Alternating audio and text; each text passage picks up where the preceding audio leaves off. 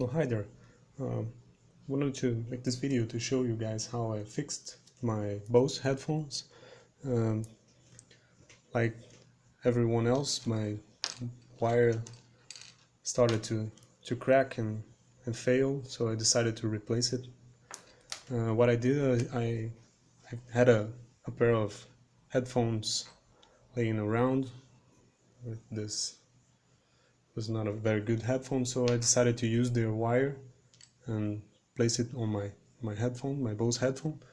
And what I did was I, I opened the headphone unit and saw that it had this circuit board with just two connections.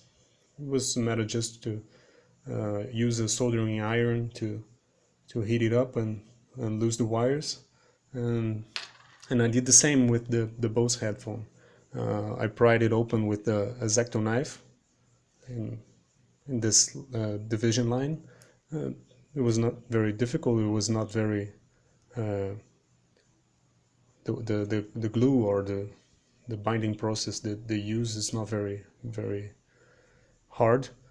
So firstly I pried this cover with the logo first, and it has the wireless a connection, not a connection, it's a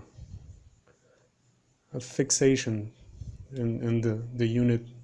Here you can use the same X-Acto knife to pry it off, and then it's the matter just to heat the wires, hit the connection and the circuit board inside the headphone to remove the old wire, and then you pass the new wire through the hole, connect solder it to the speaker itself, and then you can I did a knot in the wire outside where that fixation point used to be, and now it's secured. Not to, if I push it, it will not stress the solder inside the speaker, and it was just a matter to glue it together with super glue. It seems to be holding just fine, and now it works. I think it's amazing that a cheap headphone has better coating than a Bose headphone, but it is what it is. So hope it helps you guys to fix your units, get them back to working order.